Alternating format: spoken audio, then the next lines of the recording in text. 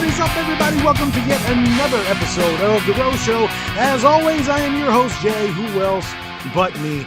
And today, my guest, the great Knightmage, man. It was such a good time talking to this guy. I've been a fan of his for a while, as you'll hear here when the episode gets started here in a minute. I've been a fan of his for a while, and man, it is so cool to see somebody with a resume like his be such a humble individual. And I think that's key throughout this whole episode, really. You see somebody who's done the things that this guy has done, been to the places that this guy has been, does the job that he does, and again, we'll get into that a little bit more here later, but does the job that he does and is still a humble individual. Man, it's a breath of fresh air, and I think people are really going to enjoy this episode when they watch it here in a minute. Well, like I said, the conversation was absolutely great. We talked for quite a while, so I'm not going to take any more of your time here. Let's get straight into the sponsorship for The Rose Show and then directly into the episode. All right, everybody, it's time to stop and let you know about today's sponsor of the show, Crazy Martin's in Piqua, Ohio, one of my favorite places in the entire world to go to. Crazy Martin's has provided their customers with quality products for over 20 years, from ashtrays to water pipes and everything in between. Stop in, check out their selection, and of course, check out their pinball machines. With over 20 pins to choose from, there is something for everyone. Crazy since 1996. I don't just say this about every place. I love going to Crazy Martin's. I've always loved going to Crazy Martin's ever since I was of age to go to Crazy Martin's. It's one of my favorite places in the entire world. Me and my wife go there almost every Sunday to play pinball machines. It is one of the funnest spots in Ohio you could possibly find. It is in Piqua, Ohio. Check out their website at www.crazymartins.com.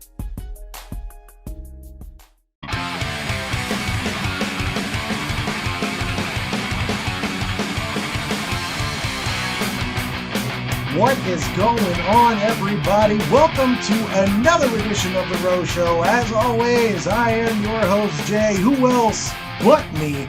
And today, oh man, I've got a good one planned for you. My guest today has created over 370 costumes in his cosplay career since 2012. He's also a deputy sheriff of 24 years for the Mahoning County Sheriff's Office in Ohio. He's a stuntman, a community leader who has partnered with over 200 charitable organizations and even won the Presidential Volunteers Award from Barack Obama. He is Knightmage. My brother, how are we doing this evening? I am very good. I thank you for that intro. That was humbling. Thank you. That was awesome. I'm doing good. How are you? I'm not bad. As we talked about a little bit before we hit record, I got a little bit of fatigue because it was a crazy night in Ohio last night. When you're watching this, it's probably been a couple weeks afterwards, but last night were the tornadoes that ripped through the area. So I'm a little bit off my game, but we're going to do our best to make this a good one for everyone watching. So for those who don't know who you are, let's go ahead and just start right at the beginning. Give us a little bit of your background and all about Knightmage. Yeah. So I'm probably like most known for my cosplaying. So I started doing that back in, make me feel old now, back in like 2011, really. And I started because of Halloween. Just always loved dressing up for Halloween. And at the time, I didn't know anything about cosplaying. I didn't know anything about conventions. I'd never been to one. So that year for Halloween, I wanted to be John Stewart Green Lantern. And that's not a costume you can really like find at like Spirit Halloween or anything. So very crudely put that together. Went out to the bars and had a blast. And then a buddy of mine was doing a Relay for Life charity event, Cancer Walk. And I was like, hey, like, pretty cool costume. Can you just come out and mingle with the crowd and stuff? Like, yeah. So I did that. Had a blast doing that. And that was it. That was like the following year in 2012. That was all I was doing every weekend was just other community events. Started doing birthday parties and hospital visits. And then I joined Facebook and I started putting my costumes up. I made a Batman and a Captain America and a Spider-Man. And people were just like, other cosplayers found me and were like, what conventions do you go to? Like, we got to just hook up. I'm like, never been to one. So went to my first convention at the end of 2012. It was the Cincinnati Comic Expo. And as soon as I stepped on the show floor, man, like, I'm with my people. This is amazing. Awesome. So you said that John Stewart was your first cosplay that you made.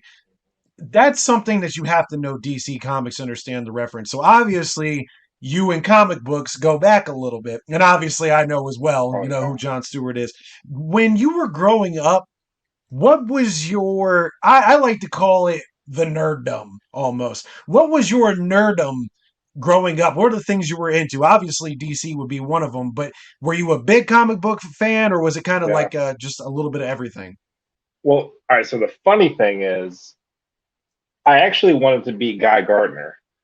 And yeah, if Oh, you're a okay. DC fan, you know, like yeah, that's actually my favorite Lantern. Well, was at the Okay. time, and but that's a whole other story of why I didn't do it at the time. I didn't think it was going to be socially acceptable for me to be a white guy.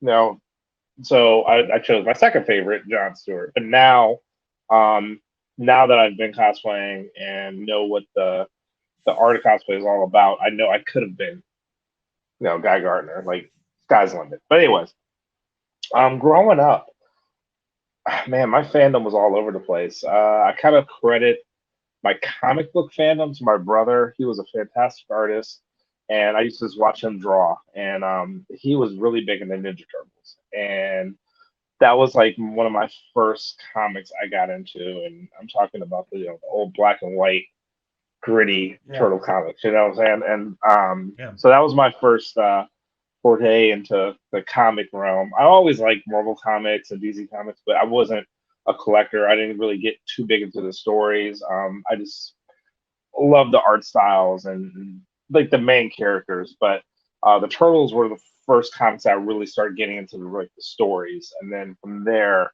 I started to appreciate more of the comics, like story wise. And once Image came out with Spawn, that was that blew me away. I was absolutely hooked on that whole superhero genre. So yeah, like the '90s was a crazy time for me with geek culture. Besides that, obviously like video games. Yeah, for sure. And touch on real fast what you said about the turtles. It's funny because I was obviously I was raised on the cartoon. So when I got old enough to go back, and we didn't really have a whole lot of comic shops in our area, so it was kind of hard to get a hold of stuff like that anyway. Yeah. But as an adult going back and looking at some of this stuff, the difference between, like, the, I don't want to say cheesy, but for a back lack of better words, kind of cheesy cartoon compared to the black and white, the Last Oh yeah. Ronin is a perfect example. You go back and read some of these Last Ronin comics that are starting to come out. That's a perfect example of what you were talking about. The grit of the comic. Mhm. Absolutely. Absolutely. I And you're right still to about, this day I remember I remember reading the TV guide and seeing the Ninja Turtles like cartoon, right? And I got so excited. I couldn't wait to like tell my brother when he got home, like Ninja Turtles, like they're gonna be on TV, blah blah. So, comes the time, it's like 2:30, go to watch it. He was so mad and disappointed because, that's not the turtles that he and I didn't really understand like why he was so mad. Like he was like to the point he wanted to like smash the TV mad. And right, right. I loved it. But yeah, man, yeah, looking back, and actually, I mean, I still appreciate both, like Yeah. for what they are. They're totally different tones, but got something out of both of them. Yeah, it serves both masters, basically, for a lack of better Exactly. words. And I felt the same way. You brought up Spawn. I kind of felt the same way about the original 90s movies and the comics. And I was just having a conversation with a couple of guys that I work with. They're like 25 and 26, so super young. They never watched the original 90s Spawn movie. And they were like, I need to go back and watch or read the comics before I go watch the 90s movie. I'm like, no, you don't. You know, No, you don't. Right. they're two completely separate entities from each other. And, Yeah. you know, yeah, that's yeah, I completely understand what you're saying there. So okay, um, as I said in the intro, you're also a sheriff as well. How did you get into law enforcement? I went to college for like culinary. I wanted to be a cook, right? And then that didn't really work out. So then I switched my major, as you do, like 20 times. And went into like social work. And one night I had partaken in some partying, and I was sitting there watching Police Academy, and it's one of my favorite movies. Just cracking up, and all of a sudden it just hit me. I was like, "That looks like fun! Like I want to go to the Police Academy." So the very next day, I changed my major to criminal justice. Ended up joining the police academy, and then found out quickly it's nothing like the movie. Absolutely nothing. But you know what? I committed to it, and I ended up liking the classes and so forth, and going to the academy. And at the time, the sheriff at the time was in my class retaking some courses, and he's like, "Listen, I wasn't even 21 yet." He's like, "As soon as you turn 21, once you graduate, come on down, you got a job." So you know, graduated, hit 21, put the application in, and he kept his word. He hired me, and I've been there ever since. Now I Awesome. actually That, appreciate it. You know, like going in, 21 years old, I'm like, oh, okay, this like, good money, benefits. It's a career field. 21 years old. All right, cool. Now that I'm older, I appreciate the actual job. I appreciate, sure. the responsibility of it and the difference it does make. And so, yeah, I kind of matured in that way. Yeah. And I'm sure some of my viewers are going to find this a little bit surprising because I don't really put this kind of stuff out there, but I am on the City of Piqua Civil Service Commission. So we do all, you would probably know the terminology, but for those that don't, we make the rules and the regulations for how a police officer is hired, testing, and all that kind of stuff. And the reason why I joined was like I felt like that's how I could contribute, to make sure the process was going the way that I thought a normal everyday citizen would be. But the reward that I've gotten out of doing that has been able to talk to certain officers on a personal level and hear some of the stories and some of the trials that they've had to deal with. And I think people tend to forget, especially in today's atmosphere. And I don't get into politics in the show, and I won't. But in today's atmosphere where people kind of look at police officers as lesser beings, and I'm not excusing the bad ones, by any facet of the imagination, but we forget that the people in power are human, and everybody is shaped by the reality. And there, one of the big reasons why I wanted to have you on today was because and I'll get into this a little bit more in a little bit, but I followed you probably for like the last 3 or 4 years, I think, on social media, and seen the impact that you've made. And to highlight somebody of your ilk and let people know this guy does so much for the community. And oh, by the way, he's also a cop, which is another thing on top of another thing. I think Right. it's really important to point stuff like that out. So kudos for you, man. Well, that's one reason why I'm very vocal about what I do. Like I don't, it's not like a secret or anything like that. Is because I do want to exactly what you said. Like I want to kind of humanize the badge per se. Like there are people behind it, and there's emotion, and there's people, and there's. I want to show that to the public, but then also to peers to show that listen, let's be honest. Like cops usually have a very type A personality, right? They have to show a certain bravado. They feel like they can't show certain emotions, certain weaknesses. But also, so I want to show my peers that listen, it's okay to show that. It's okay to be vulnerable. It's okay to have that. It's okay to be human. So on both sides, I want to show that. But then one reason why, and you kind of alluded to this too, with like why you got into what you're doing. One reason why I stay is because of the bad ones, because of the issues, because I recognize that the system is broken. It really is. But the only way to kind of fix it, the only way to actually try and mend bridges and stuff is to be a part of it and to stay there. And so, I mean, I'm one person. No way can you or I just, no matter how much good we try and do, we can't do it ourselves. But at least, if we can make a difference in this one person's life or do something, one good thing, that's all that matters. And that's why I focus. Yeah, and I'm sure not only through your police work, but the community work you do as well, you achieve that. As I said in the intro, you said you've, or rather, it says that you've done 200 type of charity events. Go ahead and talk about some of that and how you kind of decided, hey, this is a good route. Obviously, Yeah. you're an excellent cosplayer, which we'll get in a little bit more about your designs here in a minute. But you use what you do there for charity. Go ahead and talk about some of that right now. So when I first started, that's all I was doing was charity events, community events, hospital visits, you name it. That's what I was doing. Once I started going to conventions, like I wanted to go to every convention I could go to. Right, I'm having so much fun. Once I started getting invited to conventions as a guest and like doing judging, and it became more of a profession, it got to a point where I'm like, well, I have an opportunity to, travel halfway around the world, but I have this charity event too. Like, how do you choose between those two? So I'm like, well, how about I combine them? What if I can do both? What if, like, I go places and I can partner up with local charities, bring awareness to them, but also fundraise and, bring in some money for that charity. And if I'm going somewhere and I'm bringing Batman with me already, how come I can't stop by the local hospital while I'm there? I already have this costume with me, right? So I kind of try to combine the two. So that's what I basically do is everywhere I go, I try and find a local charity and fundraise for them. So I give all my like autographs and prints away for free. People can just donate whatever they want to donate, and then everything goes back to that charity. So the two charities I work with the most is Make a Wish because they have chapters everywhere, and they're fantastic. So if it's like a first place I'm going to, like I've never been to this city, I know that there's probably a local Make a Wish chapter in that area. So I'll always hook up with them first. The second one is the Ronald McDonald House.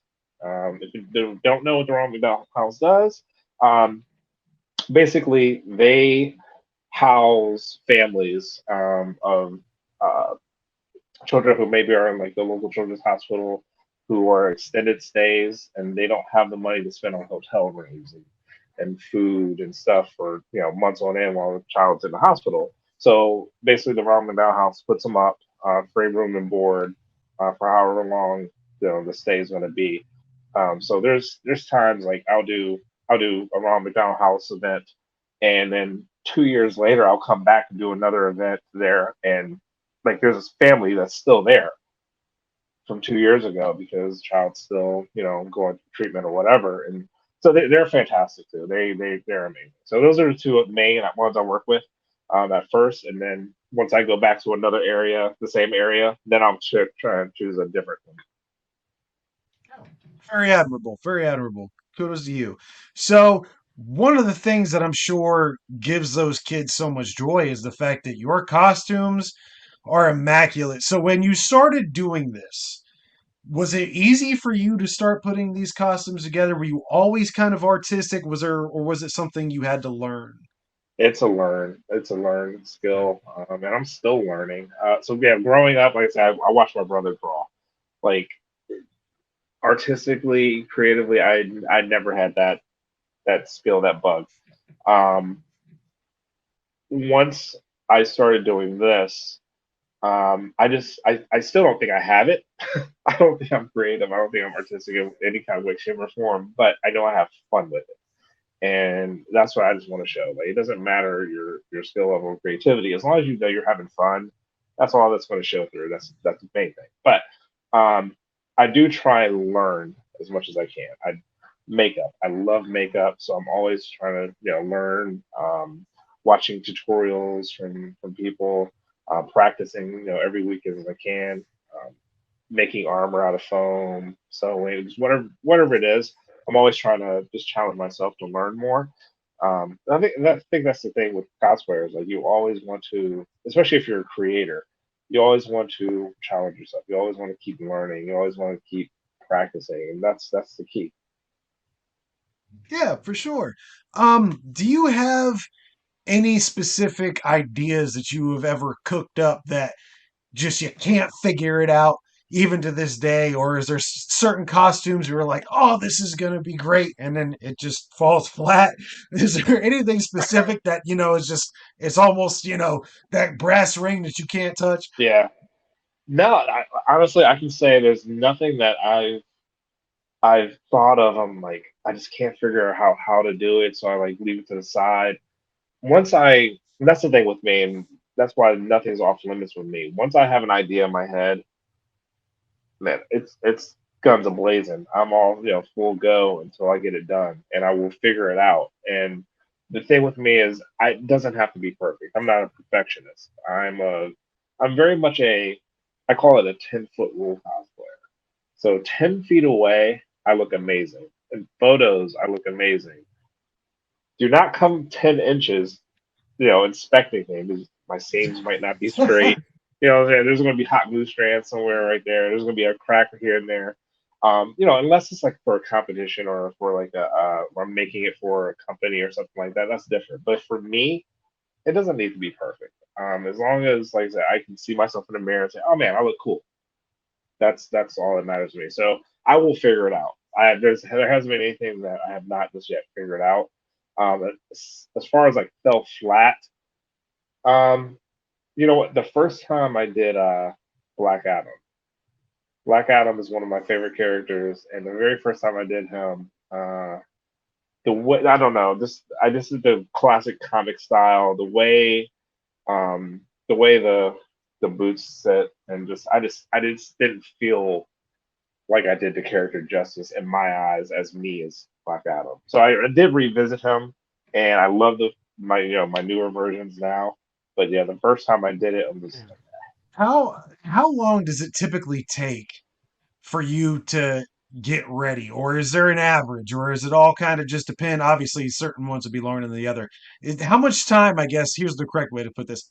How much time do you normally make sure you give yourself to get mm, ready for? Because I think that's something that a lot of people don't really. I think if you understood just how much work it takes to get put in a costume, you'd appreciate them a lot better for the ones that don't do it. yeah. So two things, I guess. One, like making something. I'm very quick. So two things I'm kind of known for is my speed and budget. So it takes me anywhere between a day to no costume has taken me more than 5 days. Um, and again, that's because I'm not a perfectionist. Now, the more intricate bills and more bills I'm making something for someone else or a competition or something like that. Yeah, those are like the 5 day builds. But just a build for me, yeah, anywhere between a day usually to 3 days. So as far as getting ready, it depends, and that's why I practice like with makeup, like Hellboy. The very first time I did Hellboy took me probably about 2.5, 3 hours to get into makeup. Now I can wake up and know, all right, I got 45 minutes to be on the show floor. I got this, and start there. So it's all about practice. The more you do something, the more confident you are. You can do different things. So even if it's a makeup I've never done, I know I've done something similar, so I can apply those techniques and I can just do it quickly. So that's why you practice. Yeah. So your average day, let's say, you get booked to a con. Um, Talk us through what kind of your experiences is like being a part of the production side of it. Because for people like me, all I do is walk through the door and look at, okay, there's a cosplayer, there's where the short boxes are, that's where the signature booth is. It's a completely different beast for somebody who actually works the event. What is it like for a typical day being a cosplayer at a con? It's tiring. It is so Sure. tiring. I mean, not Yeah. only just being in costume, but to me, I look at it as in I'm representing not only like my brand myself, right? But I'm representing the community, the cosplay community, and I'm also representing that convention.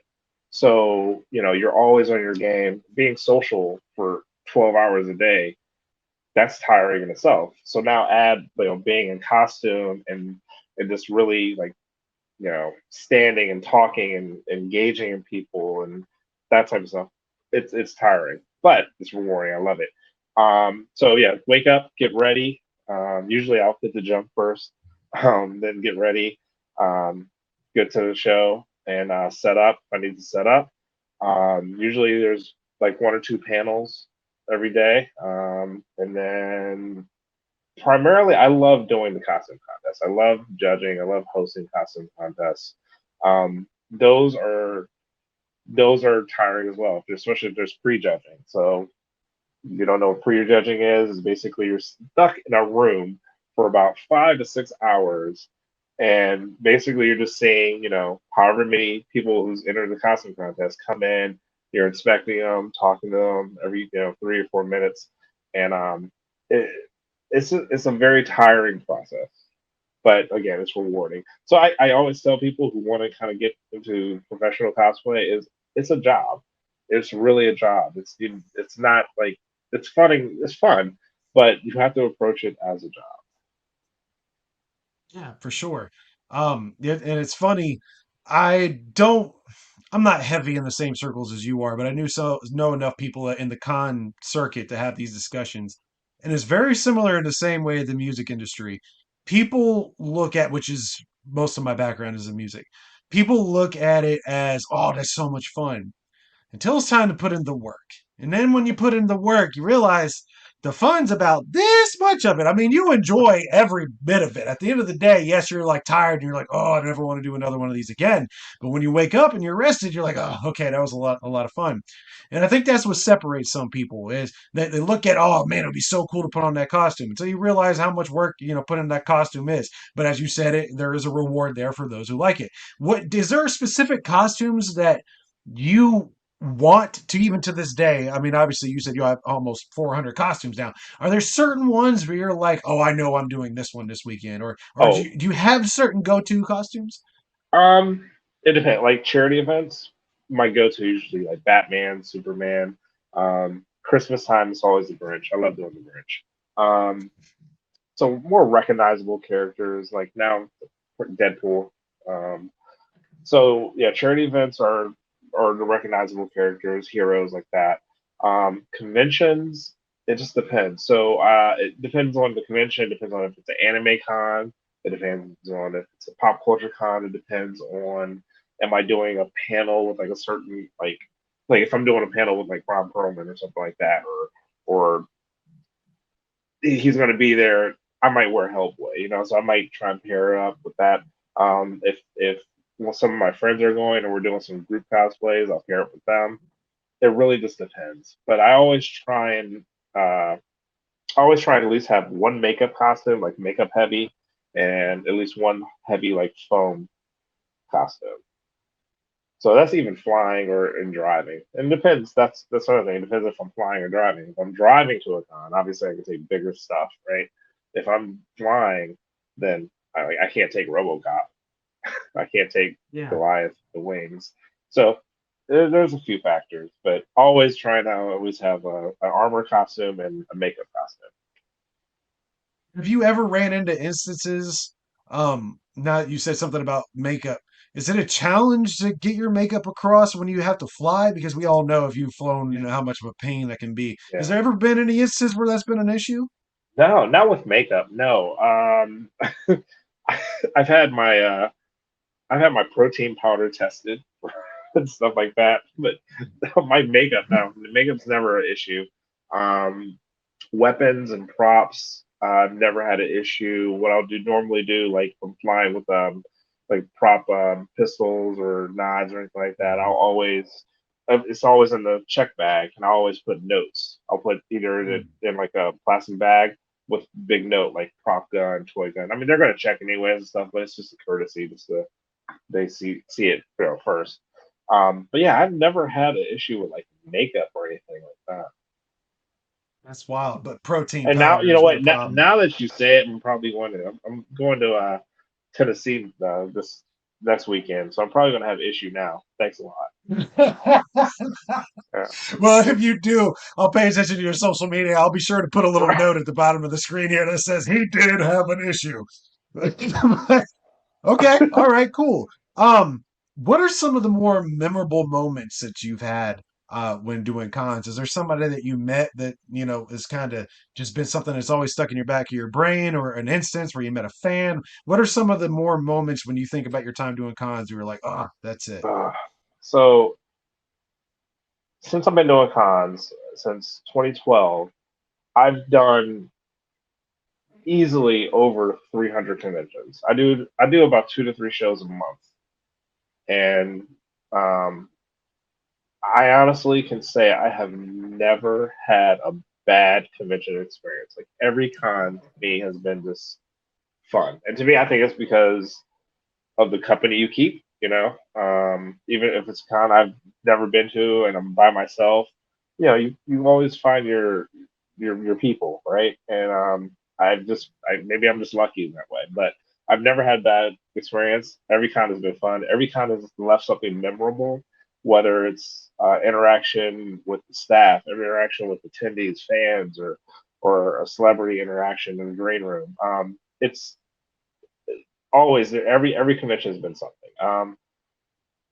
Off the top of my head, the weirdest thing, and this is the one of the first times I just kind of I always actually stop and say like, wow, this is my life. I'm sitting here dressed as Chun Li. I'm sitting here dressed as a female video game character in Dubai, whatever. This is crazy. Mm. But one interaction that made me think that way was I was in Saudi Arabia and I was in the green room and next to me was William Shatner and Steven Seagal, and they're just talking, and I'm sitting there eating some like cake or something like that, and they're just sitting there talking about real estate, and I just had an epiphany, weird moment. Like I'm in Saudi Arabia, sitting next to two like childhood, idols, blah blah, Right. and they're just sitting there. I'm sitting there. I think I was Voldemort, like in full Voldemort makeup, and they're just sitting there having a conversation about real estate, and it was surreal. You know what I mean? Like Yeah. moments like that just make me feel really lucky to have those opportunities and stuff like that. That makes me feel personally good. Interactions with fans. I love seeing kids, light up when they see their favorite character, but I absolutely love it when it's the adults because there's nothing better than seeing 60 something year old man just totally lose their shit because, you know, who are, Hellboy's in front of them or Kratos in front of whoever it is. But I absolutely love that. I love it when, if I'm partnering with a charity like Make a Wish, and then I'm able to bring like Make a Wish kids to the convention for them to experience that too. Like, so I really like it when conventions kind of they recognize what I'm trying to do and they actually care enough to give a little bit back to. You know what I mean? Like those are special too. But like I said, every convention holds something, and that's amazing. I love it. Yeah. Yeah. And just fun fact, I'm one of those guys that gets excited every single time I see one of your outfits. And what's funny is I'm not even kidding. I don't know how I got connected to your profile. I remember it was during COVID. And I don't know Okay. if I was just scrolling through and somebody shared something or whatever it was. But I know I've been following you for years. And I know from the day one I followed you, I've actually gone through and looked at your work, but I always go out of my way. And I don't know why I do this. But I actually just did this at work just a couple days ago when I was telling people I was interviewing you. So I usually tend to show people two of your costumes. This most recent one was your saber tooth because I just thought that saber tooth that you Okay. did just recently was awesome. Thank you. And then I showed them your Rocky Horror Picture Show. And it's funny, I'll go in one, I'll start with the most masculine one I can find. And then I'll find one where you're dressed up as a woman. And I always wait for the reaction for the woman because they always kind of like, whoa. And I'm like, well, hey, if you were that guy's size, would you not feel completely confident walking around in public looking like this? Because are you going to talk shit to them? And they all have the same reaction. Nah. No. Yeah. And I love getting that reaction from people. Not only that, because they can't deny the quality. Now, I understand what you were saying, as far as the 10 feet rule and all that stuff, and I'm sure that is good, but through the lens, it looks absolutely crazy. And I'm just a big fan of your work, and it's it's funny because people look at what you do, and it's a complete opposite kind of outlook that people give the police officers in general. Have you ever had an issue where the cosplay world in your life as an officer has kind of like just butt heads, or has that ever been something that has the two have kind of gotten in the way of each other, or has Um. it kind of always been fluid? Actually, so because I'm again I don't shy away from either, and I'm locally I'm always in the paper or on the news, so the community knows me as Deputy Wilson, but they also know that I dress up as Elvira too, right? I've never had an issue as far as like uh someone giving me flack for cosplaying. Um, it's never I've never had that issue. So like even people like you know people I've come in contact with at work. Um, they're like, oh man, wait, you're the Batman dude, or whatever. It's always just like they're fascinated by that. It's cool. It's awesome. Now on the other side though, and it happens all the time, and I get why, and I understand why. That's why um, I don't feed into it or try and argue it. But whenever I post like something about work or in uniform or whatever, there's always usually a few people that's like, oh my god, you're the police, I gotta unfollow you, or oh my god, you know what I mean? Yeah. Automatically like they've been following me for years or whatever, and for some reason they didn't know that, and now they find out, it just changes the whole dynamic. I get it. I that's fine. That's why I don't ever say like, well, whatever, bye or whatever. I understand it because I understand, like you said earlier, it's just the climate that we're in.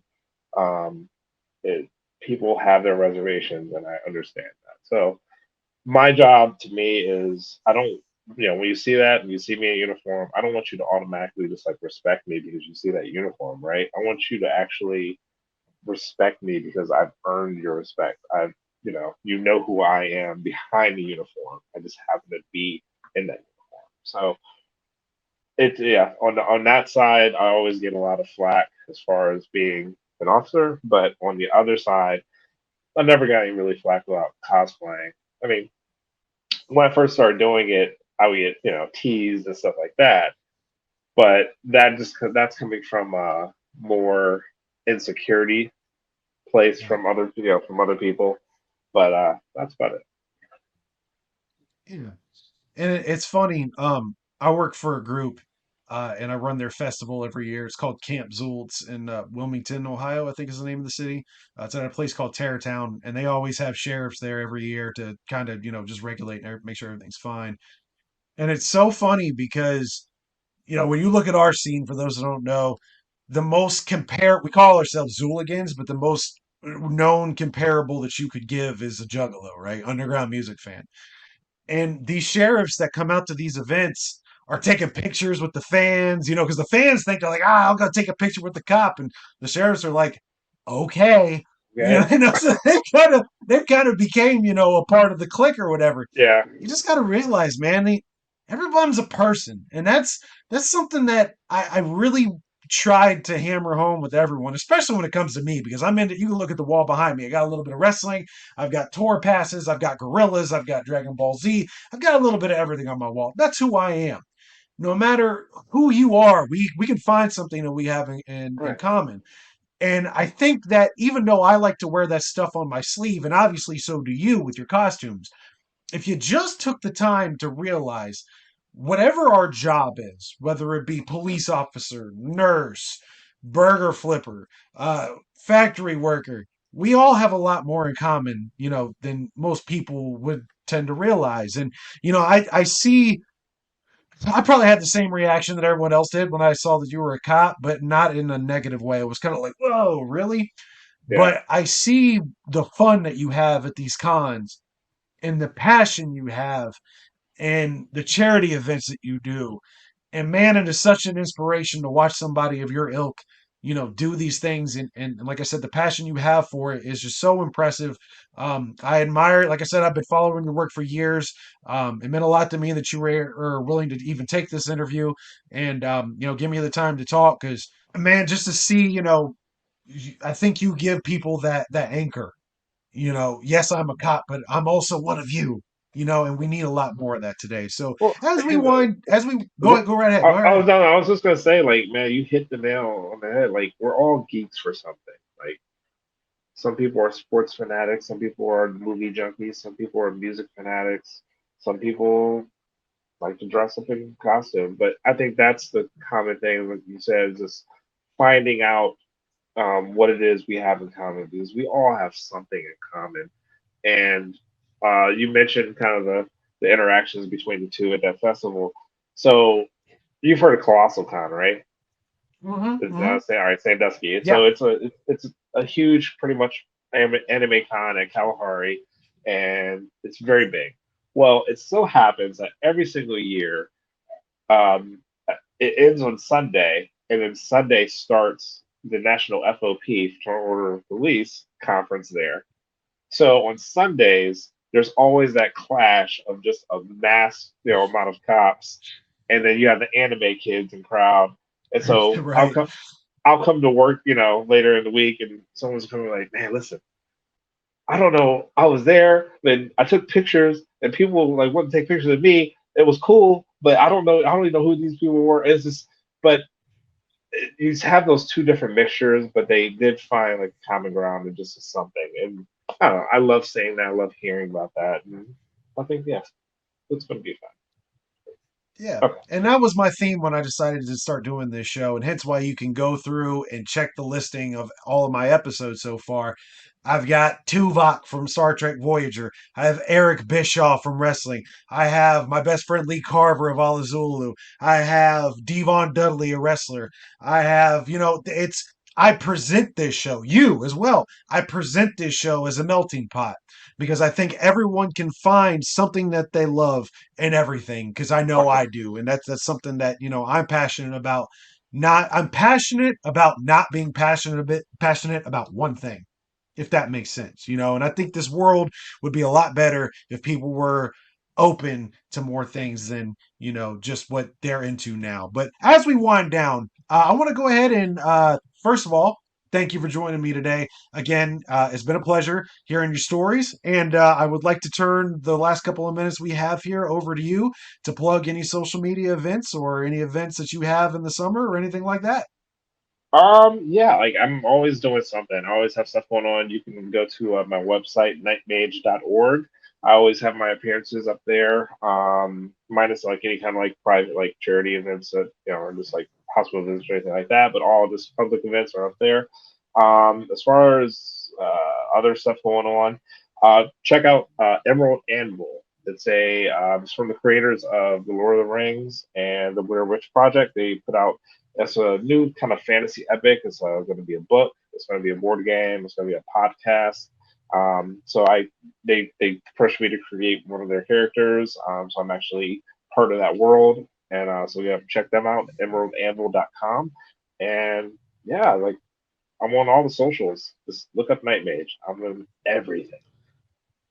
Awesome. My man, thank you very much again for taking this interview with me, my man. It's been a pleasure. So thank you so much.